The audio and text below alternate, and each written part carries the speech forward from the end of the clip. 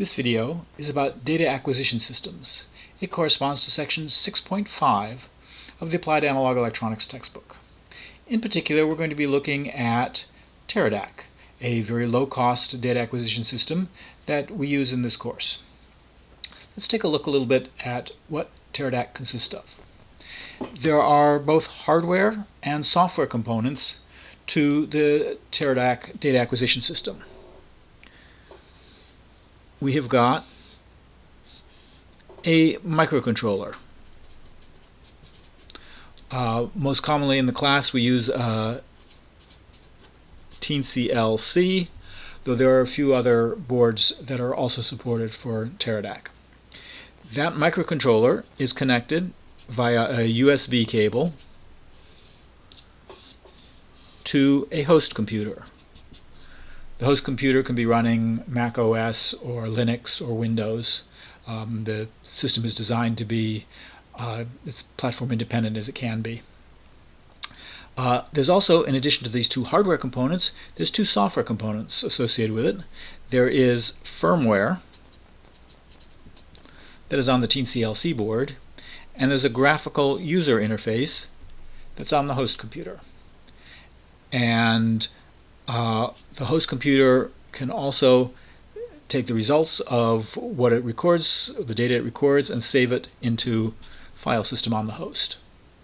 The inputs to the microcontroller can be of three types. There can be analog signals, and these are in the range 0 to 3.3 volts because that's the range the analog to digital converter, the TCLC, can handle. There can also be digital signals. These are just 0 or 3.3 volts and get recorded at either 0 or 1 by the software. And finally, there are frequency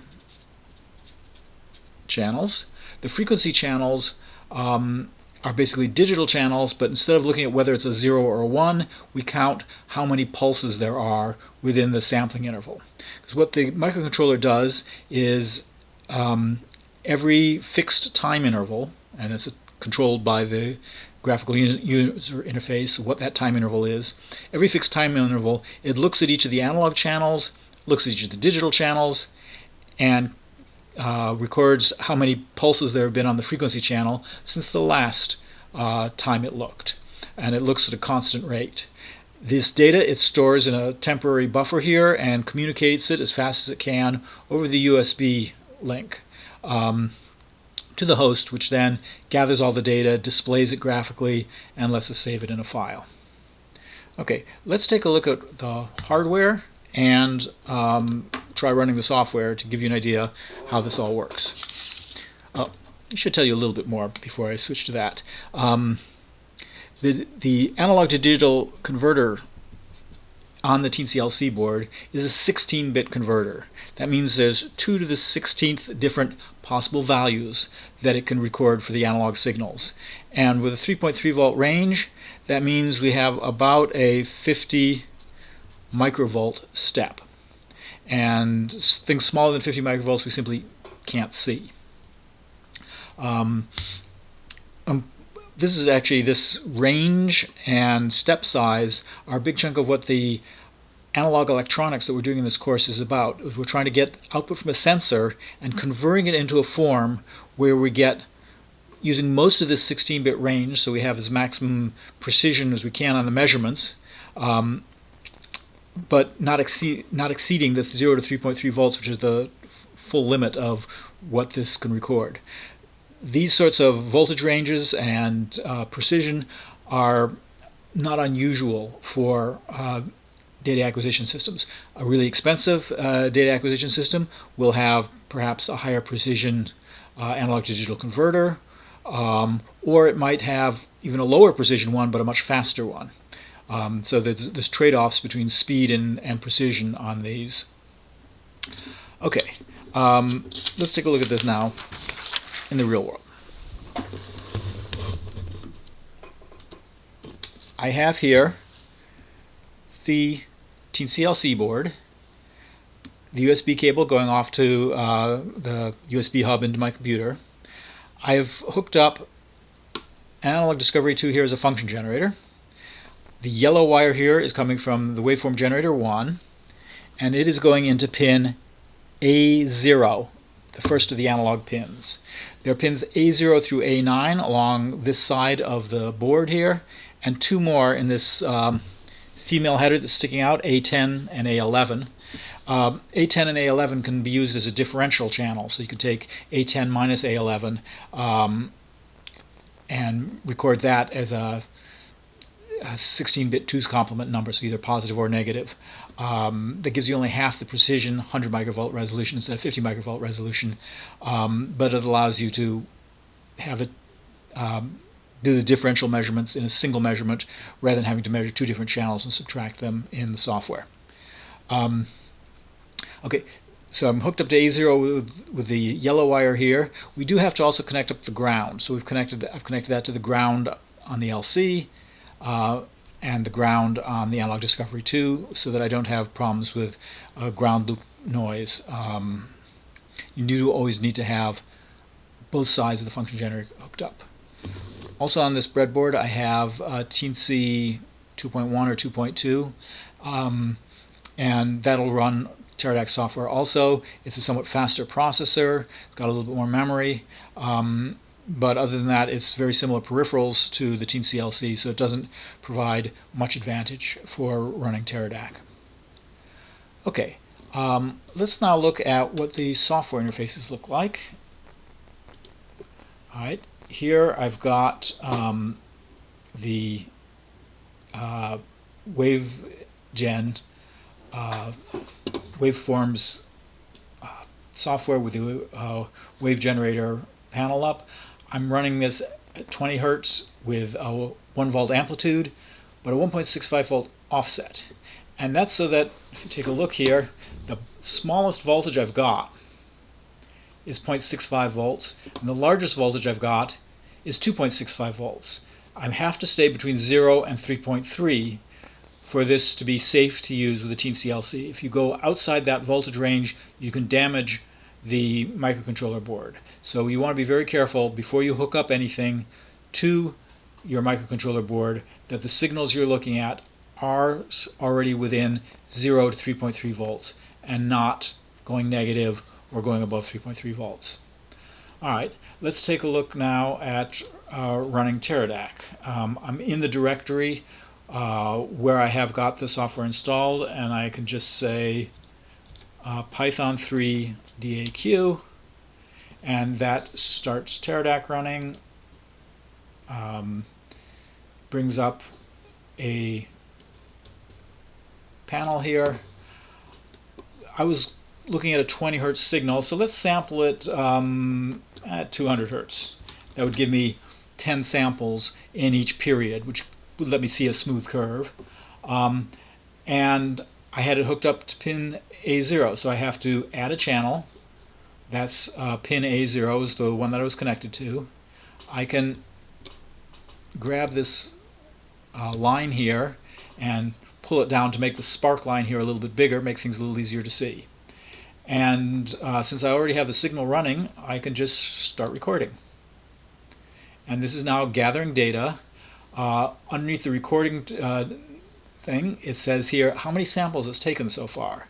If this isn't going up, then it's not recording samples and there's something wrong. Either you're paused, or, though it wouldn't say recording if you were paused, or it's not triggering, and so your timing might be wrong, or you might have decided to use the other sort of time triggering, which is when a particular digital pin changes. And that's not what we're doing now. We're recording it on a time trigger. You can also see that the supply voltage that the Teensy LC has, that it's using as a reference, is very close to the 3.3 volts that it is nominally supposed to be. This may be a little bit off. It's not something that's very precise on the Teensy LC boards, so that's why it measures it with an internal reference and reports it to you. I'm doing 32x averaging. What that means is that each one of these data points here, the analog to digital converter actually makes 32 measurements and averages them and reports that average as the signal. This helps reduce the noise level in the conversion and gives you a slightly cleaner signal, but it means that you can't run as fast. If you want to sample things very quickly, you can reduce the amount of averaging you do. It gives you a little bit more noise, but allows you to record faster. Okay, I've got 18,000 measurements done so far. I can stop the recording. Notice that I've got some numbers here that tell me some summary information about what's going on that channel. It tells me what the last measurement it made was, 2.5517 volts. It tells me what the DC measurement is. That's the average of all the samples it's seen, and it says 1.6857 volts. And it gives me the root mean square voltage, which is the standard deviation, and that's 713 millivolts. Okay, the note field up here is an important thing because this is where you put any metadata about what is the experiment you were doing, what are you recording in here. And here I can just say that I was using the Analog Discovery 2,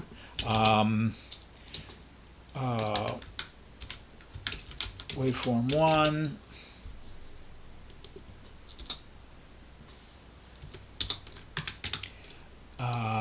and that was 1.65 volts plus or minus 1 volt.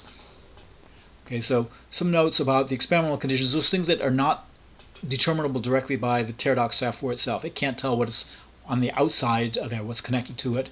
You need to tell it that.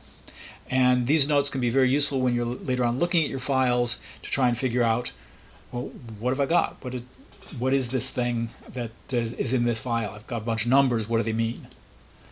You can save it. You can save it wherever this uses the native interface for Mac OS, Windows, or Linux, so it should be familiar to you how to do that. Here, I'll just save it in Documents, and I'll call it Sine 1.65 1. Not a very good name, but all right. And now, if I go back to the command window, I can actually just quit from here. I'm not actually in the directory. I saved it in a different directory, so I'll go over to where I saved it, and we can look at that file. Notice it's saved as a TXT file, so it's just ordinary text. It makes it easy to do things like read it with GNUplot or with any Python program. There's some data stored at the beginning here. That is the metadata, what board you're using, what date and time, the 200 Hz sampling rate, the analog reference with the power supply, averaging 32 readings together, the scale of 0 to 3.3004 volts. That is the power supply voltage range, how many samples there were, recording channels, timestamp in seconds, channel 1, giving the summary values for channel 1 also, and then giving the readings themselves as a bunch of floating point numbers. So this is sort of typical of what a data acquisition system does. The formats for the output files can be quite different for different data acquisition systems, but this one, which is tab separated values, is a common one that's fairly easily interpreted by almost any software. Okay, that's probably enough right now on data acquisition systems. You should probably try making sure that you can record something simple like this with Teradoc so that you're familiar with both the software interface and that you've got all your hardware working.